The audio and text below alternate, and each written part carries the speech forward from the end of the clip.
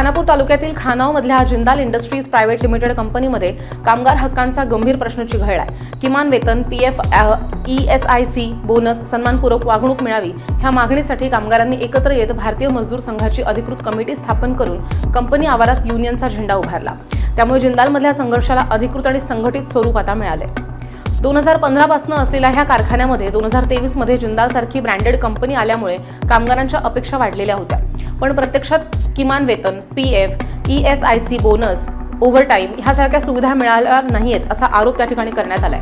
भारतीय मजदूर संघाशी संलग्न झाल्यानंतरच किमान वेतन मिळू लागलं आणि 12 तासांचं काम 8 तासांवरती आलं असं कामगारांचं म्हणणं आहे। तसंच खानाव युनिटचे अध्यक्ष सुनील सोनवणे यांनी तुटपुंजा सवलती देऊन दबाव टाकण्याचा कुठलाही प्रयत्न सहन केला जाणार नाही। किमान वेतन आणि 8 तास काम हे आमचे कायदेशीर हक्क आहेत असा ठाम इशारा यावेळी दिलाय। तर भारतीय मजदूर संघाचे जनरल सेक्रेटरी ॲडव्होकेट अनिल ढुमणे यांनी कामगार आयुक्तांकडे मध्यस्थीसाठी पत्र दिल्याची सुद्धा माहिती दिली आहे। तर प्रदेशाध्यक्ष अण्णा धुमाळ यांनी किमान वेतन, पीएफ, ESIC आणि बोनस देणं हे कंपनीचे उपकार नसून कायदेशीर कर्तव्य आहे। न्याय न मिळाल्यास ठोस आणि कायदेशीर संघर्ष केला जाईल असा स्पष्ट इशारा यावेळी दिलाय। तर भारतीय मजदूर संघाचे महाराष्ट्र प्रदेशाध्यक्ष Anna Dhumal, general secretary advocate Anil Dhumane, Pune जिल्हा अध्यक्ष Arjun Chavan, port and dock महासंघाचे महासचिव सुरेश पाटील, सामाजिक कार्यकर्ते Tanaji Mogare, Jindal industries private limited कंपनीच्या युनिट कमिटीचे अध्यक्ष सुनील सोनवणे, उपाध्यक्ष लक्ष्मण पवार, शुभम चव्हाण, सचिव नितीन जाधव, सहसचिव विजय मिश्रा, खजिनदार संतोष पाटील, सहखजिनदार दिनेश दुबे आदी पदाधिकारी कामगार मोठ्या संख्येने उपस्थित होते। कामगारांकडे देखील पाहण्याची गरज ही तुमची आहे, त्या तुम्ही लक्षात ठेवा। आमच्या भूमीकडे आणि आमच्या कमतरतेकडे न पाहता या कामगारांना चांगल्या पद्धतीने या ठिकाणी योगदान दिलं पाहिजे। आज जर या ठिकाणी गेले 15-16 वर्ष कामगार काम करत असतील, 2015 पासून 10,000 कारखाना असेल आणि कामगार मात्र त्या स्थितीमध्ये राहणार असेल तर हे काय योग्य नाही।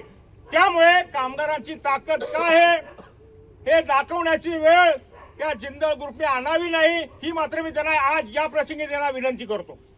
कारण भारतीय मजदूर संघ आकाशी सांगितले गेले, राष्ट्रहित, उद्योगिक आणि कामगार हित या पद्धतीने आम्ही सूत्र करतो। एक आहे, आपण 70 वर्ष पूर्ण केली आहेत भारतीय मजदूर संघाने आणि 70 वर्ष 1955 जे आपण दिलं राष्ट्रहित, उद्योग आणि कामगार हित याच त्रिसूत्रीवरती भारतीय मजदूर संघ आज देखील काम करतोय। अनेक संघटना आल्या, अनेक संघटना गेल्या, पण भारतीय मजदूर संघ एक संघ ही भारतीय मजदूर संघ चाललेले आहे आणि या त्रिसूत्रीवरती चाललेले आहे। तर आपल्यामध्ये कोणताही बदल झालेला आहे आणि सगळ्यात महत्वाचं आहे की कामगारांच्या जीवावरतीच ही भारतीय मजदूर संघ चाललेला आहे आणि देशभरातली एक नंबरची संघटना आहे।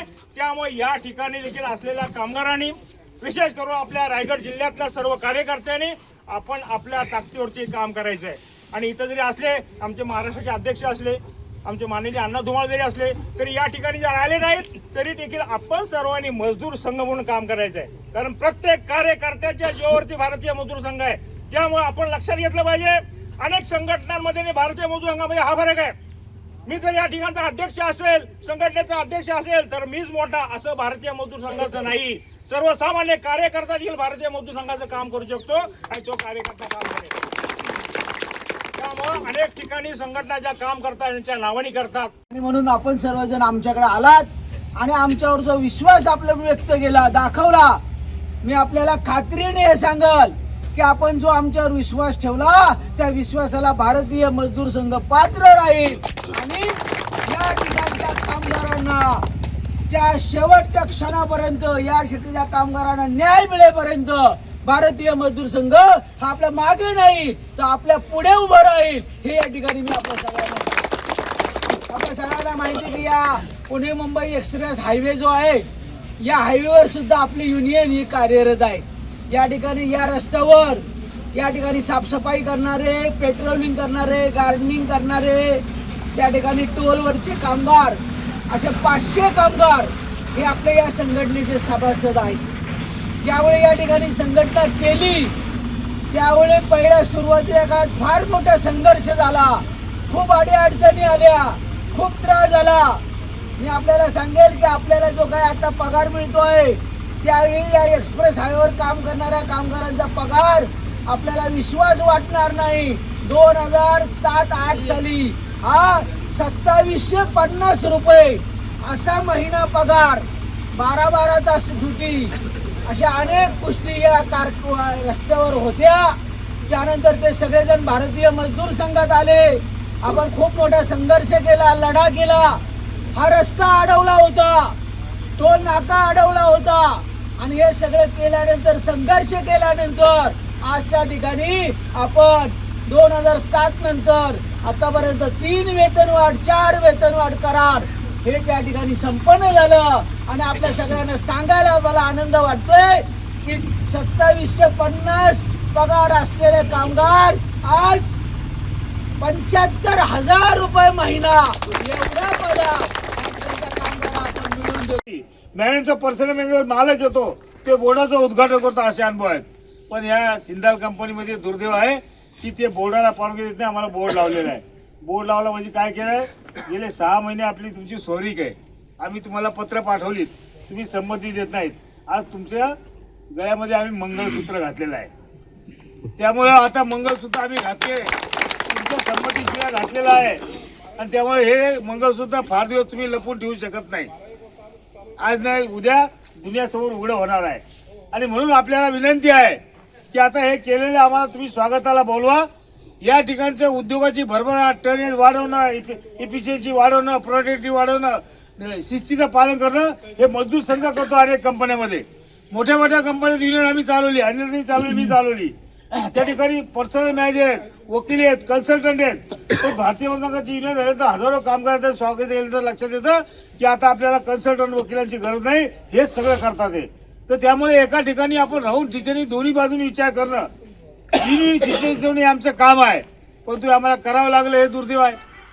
अनेकांच्या भाषणात आलं की आता आम्हाला बऱ्याच फॅसिलिटी मिळायला लागल्या, मिळेस मिळायला लागलं, आमकं मिळायला लागलं, ओव्हर टाईम आम्हाला द्यायला सुरुवात केली. फार उपकार केले नाहीत, हे पहिल्या दिवशी केलेले पाहिजेत. आणि ही करणारी यंत्रणा जी आहे त्या यंत्रणेच्या मागं लागून अनिल रावनी हे करून दिलेलं आहे. तेवढं आपण भागलेलं नाही, आपण मागणी पत्र दिलेलं आहे. त्यामुळे या ठिकाणची भरभराट झाली पाहिजे, नो डाऊट. आपल्या गाववाले आणि परिसराच्या लोकांना सांगा की या ठिकाणी तुम्ही सुधीर पाटलांना बोलवा. त्या परिसरामध्ये त्यांनी इतिहास घडवला, इतिहास युनियनचा, कामगारांच्या सगळ्या कामगारांचं भलं, सगळ्या कंपनीच्या कामगारांचं भलं असं घडवले. अशी अनेक आंदोलन आपण केली. खोपोली, खालापूर न्याय हक्क समिती आपण स्थापन करून त्याही ठिकाणी न्याय मिळवून दिला आहे. आमचं मागणं काय, योग्य मोबदला. योग्य मोबदला काय, मी आमच्या सरपंच आणि राजकीय काम करतात त्यांना मी सांगेल, तुमची शेती, मी पण शेतकरी कोकणातला. आता माझी शेती आहे, शेती माझ्या बापाची आहे, बैल माझ्या बापाचे आहेत, हिर माझ्या बापाची, 7-12 माझ्या नावावर. आणि शेती करायला दिली मी, इकडे युनियनचं काम करतो दोघांना. हिसाब काय होतो, अर्धलिनी म्हणतात, काही ठिकाणी वाट्याने म्हणतात. म्हणजे सगळं 7-12 माझ्या नावावर. जिंदाल तुमच्या नावावर 7-12 आहे, शेती तुमच्या नावावर आहे, कंपनी तुमच्या नावावर आहे, प्रॉपर्टी तुमच्या नावावर आहे. आणि या देशाची हजारो वर्षाची परंपरा आहे. जो श्रम करतो त्याला मोबदला काय, तर अर्धलीचा हिस्सा म्हणतात. सोनं ऐकून घ्या तुम्ही, आपल्या तिथे जायचं अर्धलीचा हिस्सा म्हणतो आम्ही. जर तिथं जर भात शेती आम्ही भात लावलं आणि 50 पोती जर झाला साळ, तर हिशोब काय होतो अर्धलीचा, 50 पोती ना, 25 पोती. आता जर जिंदालला हिसाब लावला 25 पोतीचा अर्धलीचा, एकाचा पगार 5 लाखाच्या खाली निघत नाही, एकाचा निघत नाही. आज